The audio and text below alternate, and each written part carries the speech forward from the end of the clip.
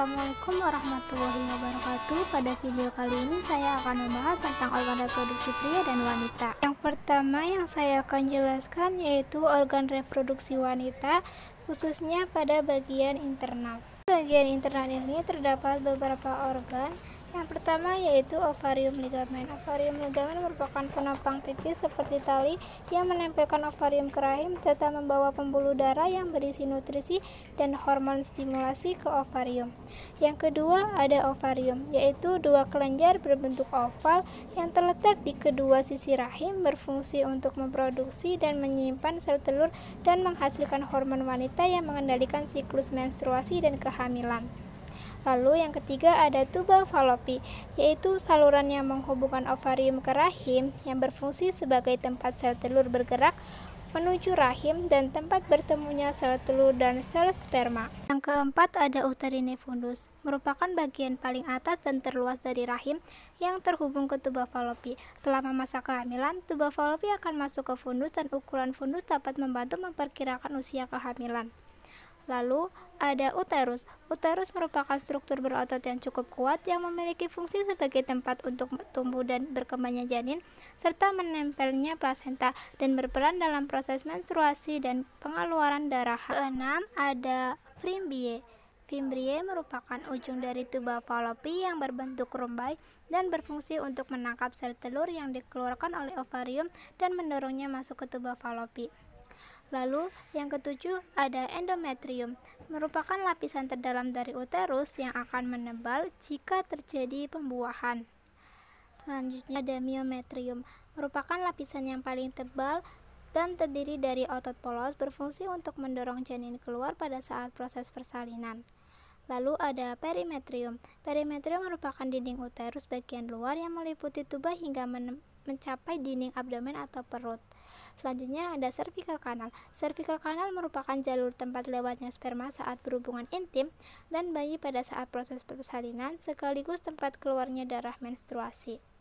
Lalu ada cervix. Cervix dikenal juga sebagai leher rahim, yaitu bagian yang menghubungkan vagina dengan rahim yang berfungsi untuk memproduksi lendir yang membantu menyalurkan sperma dari vagina ke rahim dan melindungi rahim dari bakteri dan benda asing dari luar.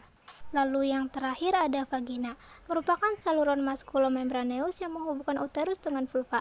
Vagina juga memiliki banyak ujung saraf sensitif dan memiliki peran penting dalam sistem reproduksi. Selanjutnya, saya akan membahas sistem reproduksi wanita bagian eksternal, yang mana pada bagian eksternal terdiri dari yang pertama ada mons pubis.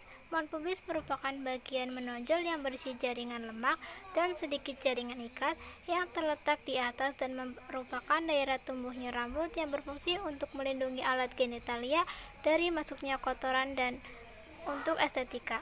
Selanjutnya ada labia mayora.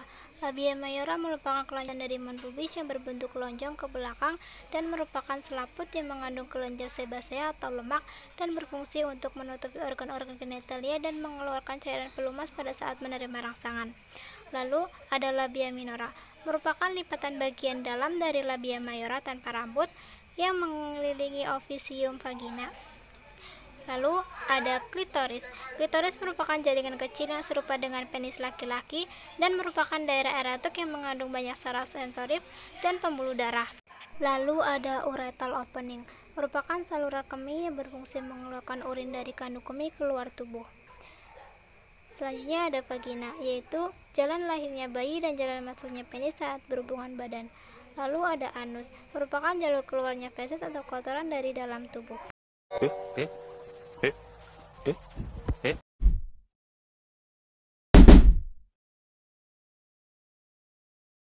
Selanjutnya, saya akan membahas tentang sistem reproduksi pria pada bagian internal. Pada bagian internal ini terdapat beberapa organ.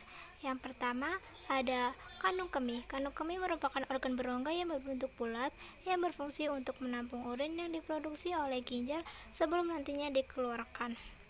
Lalu yang kedua ada vas deferens.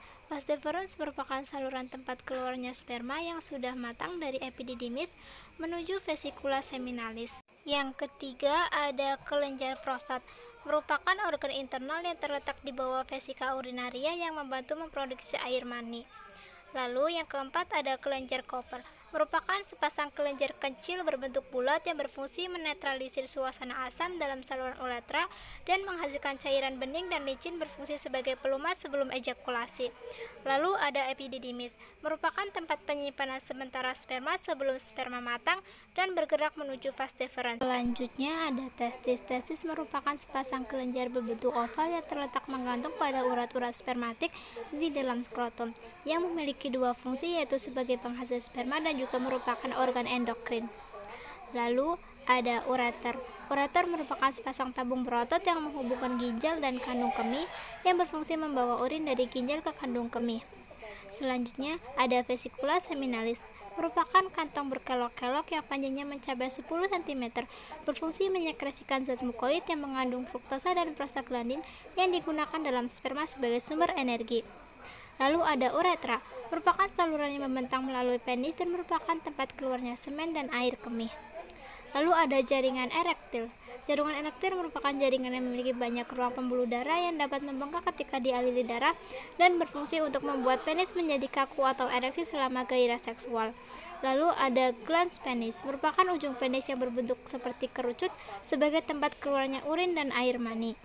Lalu di sini ada gambaran sistem reproduksi pria pada bagian eksternal yang mencakup organ-organ yang sebelumnya sudah saya sebutkan.